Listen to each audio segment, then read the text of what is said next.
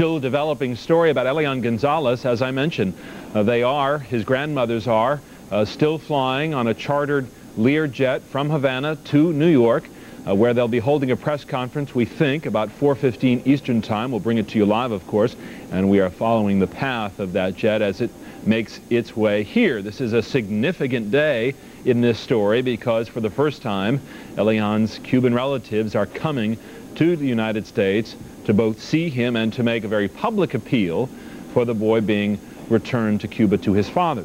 We're going to get to your phone calls. I'll continue with my panel in just a minute. You may raise the question, well, what does young Elian want? In all of this hysteria, is he able to articulate that point of view, his true desires? Well, there are, of course, people speaking for him, and you really don't know whom to believe. If you listen to one of his cousins here in the United States, you hear one version. Listen to this. He asked me, are they coming to pick me up? And I said, well, they're here to see you. Do you want to leave with them? And he said, no, I want to tell them that I don't want to go back over there. On the other side, there is one of Elian's grandparents, one of his grandmothers, who was interviewed by NBC News and said the following about the boy's desires to be reunited with his father. Quote, his dad asked him if he wanted to come back, and he said yes. He wanted to see his dad. He told his father that he has been dreaming about him. That from Raquel Rodriguez, one of his grandmothers, who is en route now, as we say, to the United States. Michael Wilds, whom does one believe?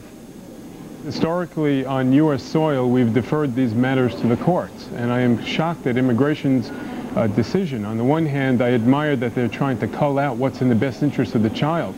But again, they have deferred to state courts when it comes to matters of custody.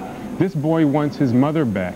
His father is living in a totalitarian communist state.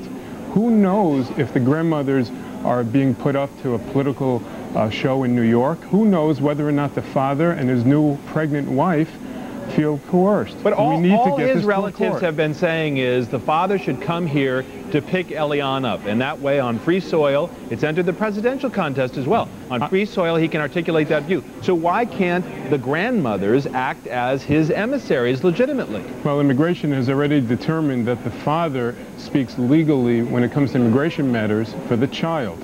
I have represented several women whose kids were kidnapped and taken to other countries, and those women had to march themselves into those countries to retrieve their children. This circumstance should be no different. We don't know what's going on. We don't know what's in the best interest of the child. All right, Michael, the mother thought the child was best on U.S. soil. You're looking live here at the Lear jet that, according to our information, is in fact the Lear jet carrying Elian Gonzalez, maternal and paternal